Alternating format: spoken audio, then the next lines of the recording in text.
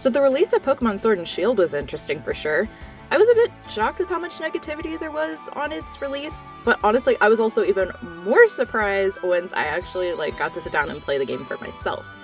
Now, a bit of a disclaimer, I wrote most of the script for this video back in January, and then proceeded to sit on it for several months, as I too often do with a lot of my videos. And since then, I feel like some of the negativity has subsided since its release, but I also wouldn't be surprised if things kind of resurge again with the DLC packs releasing soon, so I believe these points are still worth making.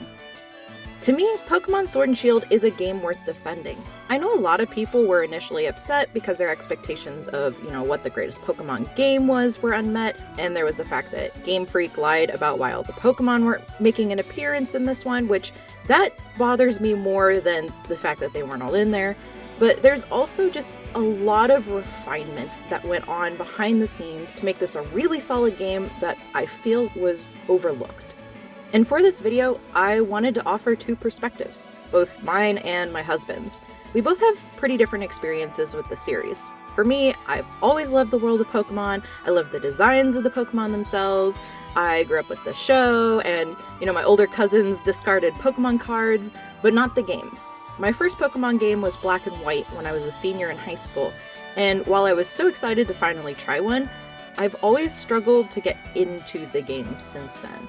I want to like them so much, but I always feel like, they're too repetitive, slow, more for a younger audience than myself. I am not a huge fan of random encounters in RPGs, and I hate just walking back and forth in the grass.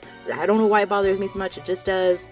I'm terrible at learning typing advantages out of the original fire, water, grass triangle, and out of all the games I played, Pokemon X and Y were the only ones that truly captured my attention. But even then, I never got the 8th gym badge. I don't know why I stopped. And with all that, I realized that I actually feel like I like the idea of Pokemon games more than the games themselves.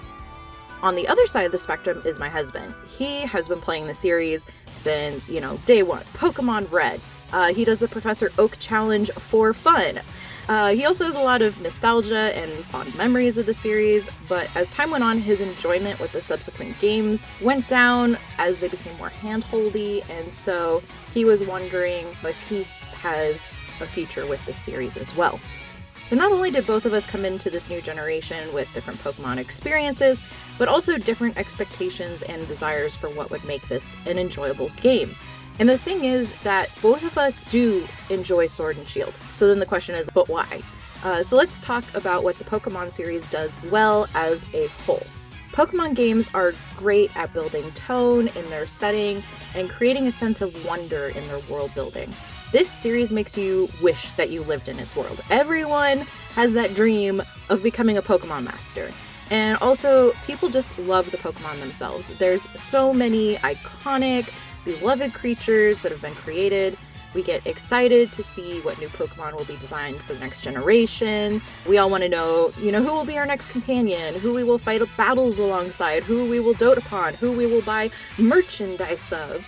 There's a sense of ownership and belonging to these pixels and drawings. Also, another benefit of Pokemon is on the surface, these games are so easy for anyone to pick up at any experience level with gaming. It can be a kid, it could be your grandma, everyone can play.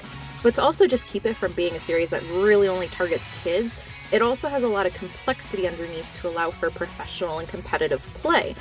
And all of these have built up Pokemon's legacy over the decades. However, Pokemon isn't perfect. Historically, the series has struggled with issues such as being too linear in design and progressively doing more hand-holding with subsequent installments. We want to get lost in the world of Pokemon, not be forcibly ushered around in it. The game's story is also known for usually a bit of a lack of stakes and is fairly basic. Because Pokemon is technically a kid's game, you can't really fail. The story is more straightforward, like something you'd expect from a cartoon. Also, it can feel a bit weird that, some kid leaving home for the first time seems to single-handedly destroy these large organizations filled with adults time and time again. And there's also a steep learning curve to get into competitive play from the base game story that makes it unwelcoming to newcomers and casual players. And this last one is a category I fall into. The game itself is a bit too easy, but then I have to spend so many endless hours studying Pokemon and moves and types and IVs and EVs and whatever to even understand how I can beat my friends who have been playing this way for decades. Every time I've tried, I thought I had a good team and I just get demolished instantly. It's not fun to not even have a chance. Finally, if you want to have the full Pokemon experience, there's a need to buy more games and accessories. Especially in the older days of Pokemon, you needed at least, 2 Game Boys, a Game Link cable, 2 different copies of a Pokemon generation to ensure you could catch them all. And hopefully you had friends, so you could split that up, because Pokemon was always supposed to be a social series. But if you didn't, then you needed all this stuff yourself. These are at least some of the biggest issues my husband and I had personally with the series, but thankfully Sword and Shield tackles all of them. And on top of that, they kept everything that the series has historically done well. Sword and Shield's world still manages to keep that sense of wonder and exploration for what lies around the corner. Some of the area's world is still a bit more linear than we would like, but each location is still so unique and memorable. And of course, as we'll discuss later, the wild area is a complete game changer for exploration and even the future of the series.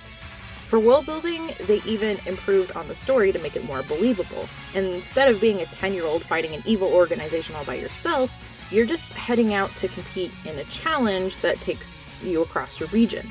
Some people said the story in this game was too minimal, but both my husband and I thought that it was actually a really good balance. It didn't interrupt the flow of exploring when it didn't need to, and it at least had enough to get you started. The true main story is only hinted at until you are strong enough in the game that it makes sense, where you could actually have an impact on its trajectory.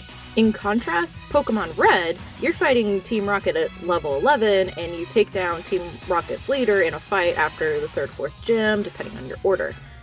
Oh, and also my husband's favorite change with the beginning of this game, if you've already caught a Pokemon by the time you reach the tutorial that would teach you how to do that, it allows you to skip it.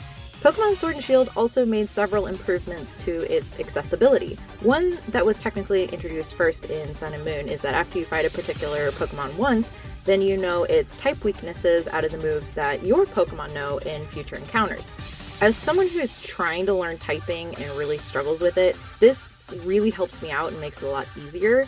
However, my husband brings up a good point where he wishes that this information was a little harder to obtain because it didn't encourage him to learn as much about typing as before in previous games. It can feel a bit force-fed, like the game assumes you can't figure out this stuff on your own. Perhaps there could be options for those who want more challenge versus less in the future, but at least for me, this was so helpful. Sword and Shield also made improvements to soften the skill curve for those looking to enter into competitive play. A Pokemon's nature can now be changed with items, where before you'd just have to breed a new Pokemon.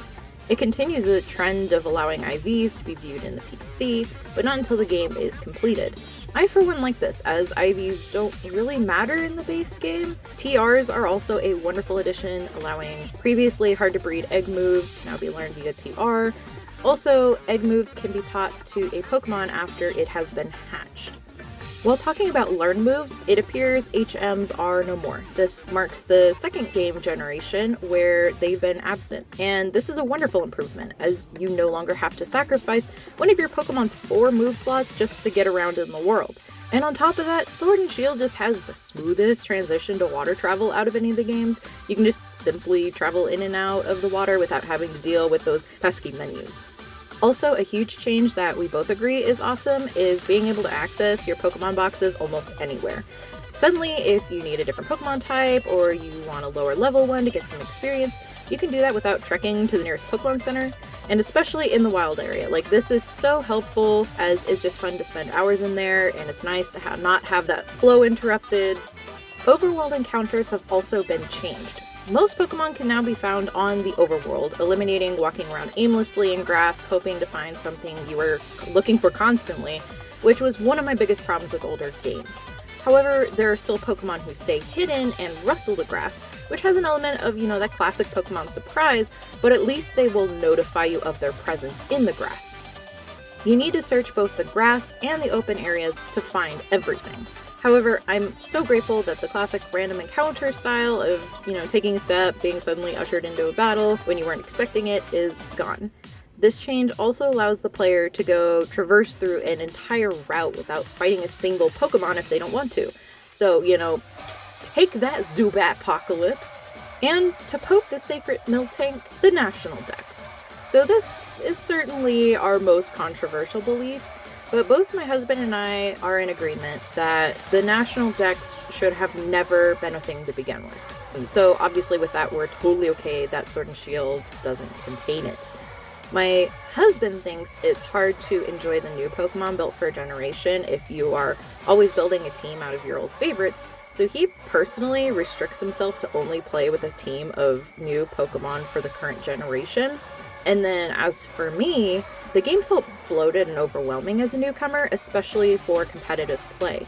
While I'm still learning and experimenting with who is good and at what, everyone who's been playing these games for decades comes in with, their maxed out, optimized team that they've known for all these years.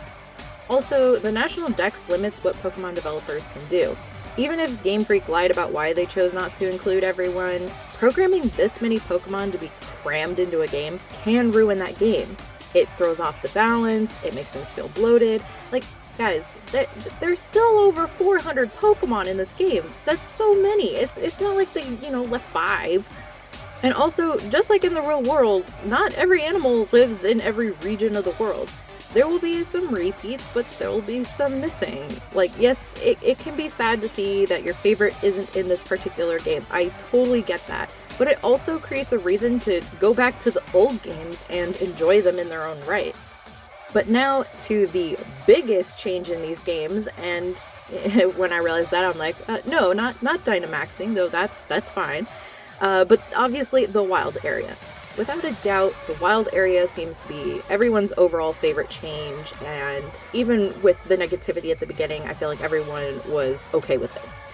And guys, this was such a needed breath of fresh air. This is more what we always imagined a Pokemon game would be. Who knows who you could bump into? You could totally make the mistake of going into a battle and you're horrifically underleveled, but this also makes beating a Pokemon that one time overpowered you satisfying. Also, it's the area that adds the first true co-op Pokemon experience from an actual mainline generation game. Pokemon games have always relied on players interacting with others, but it's limited to battles and trading. But finally, you can actually team together to take a Pokemon down in Dynamax raids. My friend and I spent a whole afternoon over winter break jumping from one Dynamax raid to another between our two games, and we just had so much fun. I'd love for this to become even bigger in the future. But as we also know, this isn't the end for Sword and Shield, as there's also been DLC announced. This was another controversial topic, as people didn't want to shell out more money for, the complete experience. However, Pokemon has kind of always done this. Most of the core games come out with some additional title that has some extra stuff added in, usually towards the end of the story. So you have to pay for a whole nother game cartridge, start your game from scratch, and replay most of the story again just to get what's new. Now, I'm not saying this is necessarily a bad thing, people loved those, but the way Sword and Shield handles it allows you to build on what you already have completed in your base game, and simply go and explore what is new in these two expansions. Depending on how much content is in these expansions, as we don't know yet, it could be more cost-effective for your wallet than having to shell out money for a whole new game just to see what's new. It's certainly a cheaper option than how things used to be, says my husband, with the Pokemon Red, Blue, Yellow, 2 Game Boys, and a Game Link cable.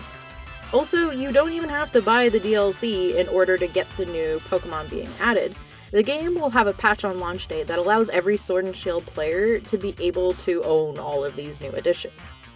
Now, this video isn't supposed to convince you that Pokemon Sword and Shield is the greatest game ever, but simply to refute and offer a different perspective on a lot of the claims being made around launch. This is a really solid game. Most of my friend group really enjoyed it, but I also have friends that were afraid to pick it up and still haven't because of how much negativity it got, on release day. This game has a little something for everyone, and it's certainly the most refined and accessible the series has ever been, but at least that's what we believe. But now, I want to hear from you. What are your thoughts on Sword and Shield? Do you agree with me? Did I make you think of anything new? Or are you one that's just so disappointed by this game? But also, for something a little bit more fun and upbeat, what is your favorite Pokemon? I personally have always had a love for Raichu and Vaporeon from my love from the first season of Pokemon anime, but there's just so many good ones. Anyways, this has been The Girl with the Controller, and I hope you have a lovely day.